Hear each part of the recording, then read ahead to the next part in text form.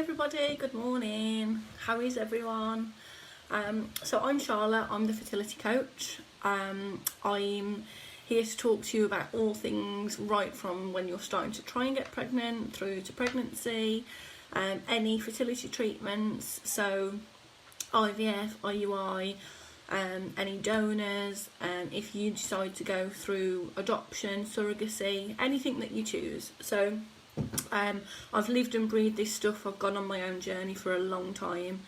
I suffered, unfortunately, multiple miscarriages, failed IVF cycles. It really affected my marriage. It really affected me personally. So I decided that I would try and help as much as possible. So today I'm going to be talking about ovulation. And then hopefully, if there's any questions that come in, we can deal with them there and then. So if you're there, say hi, let me know if you have any questions. Hopefully if I can see them, I'll get back to them live. If not, I'll go back and reply to them later. So my theme for the next few weeks is going to be the stuff I get asked about the most. So last week I covered on Instagram how long we should leave it before we go and seek medical help and seek advice from a doctor. And that was sort of question 1 that I tend to get asked the most. Question 2, which we're going to cover today, is about ovulation. So I always get asked, how do I know if I'm ovulating? How can I track it? Can I do anything to increase ovulation? So ovulation as a standard, and I stress the word standard because we are all completely unique, which makes us wonderful, and we ovulate at different times. So the standard ovulation occurs around 14 days before your period. Now don't take that as a definite, because I am one of those people where it didn't occur anywhere near then for me. So I spent years being told I wasn't ovulating, or when I was ovulating it was at completely the wrong levels, and when we did investigations further, my ovulation was nowhere near that. So as a standard, it's around 14 days before your period. The things that you can do, so if you follow me on my personal pages, so on the Fertility Coach on Facebook and Fertility Coach on Instagram, you will see that I talk a lot about creating a book of yourself and chapters within that book. So the idea is that when you're trying to conceive and you're going to see a doctor or gynecologist or specialist of any sort, you can take the book in and say, yep, I know I ovulate because I ovulated in March this day, April this day, and so forth and so forth. My cycles were this and this. So I recommend tracking everything. So cycles, ovulation, when we've been doing the baby dancing, any pains, anything like that. So ovulation, a lot of people will get an ovulation pain and sometimes don't know what that is. So sometimes if you feel like a sharp pain that only tends to last for a few minutes or at the very most a day, that can very often be an ovulation pain and an egg being released. A lot of people say when I speak to them about it in depth, oh actually yeah, I've never really associated that with that, and think it's going to be a much longer process, but it's just the release of one egg. So it can be quite a quick process and quite a quick pain that tends to go quite quickly. So ovulation tests are great to start to see if you are definitely ovulating. Now, about ovulation tests, make sure that you're having a look at the brand that you're buying. I know some people try and watch the pennies and all of that, and I understand that. You can get lots of packs of ovulation tests off websites like eBay, Amazon, and then you can go right up into quite a higher price bracket. So you can get all of the detectors, you can buy different brands like Clear Blue. And there's not a right or wrong, but what I will say is whatever you do buy, make sure you understand it and make sure you have a look at what the trigger level is. So most people know that pregnancy tests have a hormone trigger level in them, so it will only come up positive if you hit that hormone level, and that's the same for ovulation tests. So make sure you understand what that level is within whichever brand you're buying, and also make sure that you read them, because some will say if you get a positive test it means you're ovulating in a day, some will say 3 days. So as a standard rule, if you get a positive ovulation test, so you've done your urine test and it comes up, yes, positive, you are ovulating, you will generally ovulate between 1 and 3 days after that. So don't miss that day, it could be a vital day. So standard between the brands is 1 to 3 days. So once you've got your ovulation positive, if you're getting one, between 1 and 3 days after that is generally when you'll ovulate. Again, it could be that day, it could be 4 to 5 days. So it's just a guideline, and I think that's really important to just really emphasise that a lot of these things are a guideline, like the 14 days before your period. It's just a guideline or an average a lot of the time. So that's where it's really good to build this book and these chapters about you, so that you know, actually I tend to ovulate about 2 days after that. So ovulation tests are a really good one. A lot of people talk about BBT, so the thermometers and temperatures. Now, it's not the first thing I recommend to my clients, purely because there can be some very small changes in the temperature. So for example, it can be the difference between your temperature going from 37 to 37.6. So as much as that could be the difference in, yes, I'm ovulating now, it may mean that if, for example, you've quickly wrote that morning 37 and the next morning you've wrote 37 rather than 37.6, when you look back on your book and your chapters of yourself and your story and building up your knowledge, you're not going to see any difference. So temperature is always the last one I really recommend, just purely because it's very small changes. So if you're going to do that, you need to be quite committed to writing the full figures and being really in on the detail. Mucus is a really easy way to tell if you're ovulating generally, and most people don't like the word, don't like the thought of checking their own mucus, and I 100% get that, but it is a really good way of checking. So my first recommendation is always ovulation tests. My second one is the mucus. So sometimes you will feel, like I say, the ovulation occurring and your egg being released. Normally, when a lady has mucus, some people suffer with it more than others. It can be quite white, dry, sticky or tacky to touch. When we're ovulating, it tends to change to clear and more like slippery and wet. So if you suffer with discharge and mucus generally, but it's quite white, it can be quite flaky sometimes, that is something then, if you start to notice it going more wet, clear, slippery, that is a good sign of ovulation. So again, get straight on that. Don't assume that ovulation's already happened or is going to happen in 1 to 3 days. Anywhere around those few days is sort of best chance of getting pregnant. So ovulation tests are my number one recommendation. Mucus is the second. Temperature, whilst it serves its purpose, it can be quite hard to document.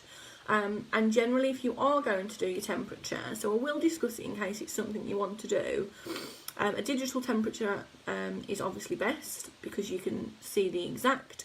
And then if you can do it in the morning before you get out of bed, so if you can put it on your nightstand or bedside table, just before you've started getting up, having a shower, because obviously you're going to be warmer if you blow drying your hair, having a cup of tea or coffee. So if you are going to do temperature, try and keep it as consistent as you possibly can. So just on the nightstand when you first get up, and make a note of it, just so you know that you've got a consistent reading each day, rather than one day you've done it after the shower, one day you've done it after a coffee. And that's when you're most likely to see and notice a change. So those are my recommendations for ovulation. Lots of the tests appear as another line, so a pregnancy test. And I know the clear blue ones is a smiley face, and they're really easy to read.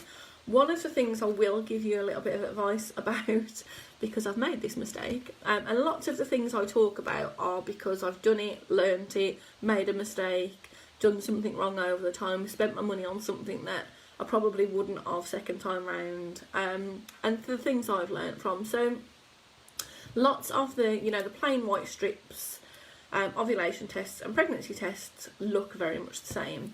Keep them separate, because I got to a point where, probably like most women in the world who are trying to conceive, we've got a stash of tests, ovulation tests, pregnancy tests, supplements, vitamins, anything that we think is going to help. And I've been putting them in different bags and got confused as to what was what. So if you are going to buy those strip white ones, there's nothing wrong with them, but just keep them separate and make sure you know which ones are ovulation, which ones are pregnancy. And the last thing I'm going to talk about today is about boosting ovulation naturally. So when we talk about ovulation, if like me, you struggled with ovulation, are there things that you can do naturally? So yes, there are. They are mainly based around food and diet, which is normally the point where people go, oh, because we know we've got to make some changes. So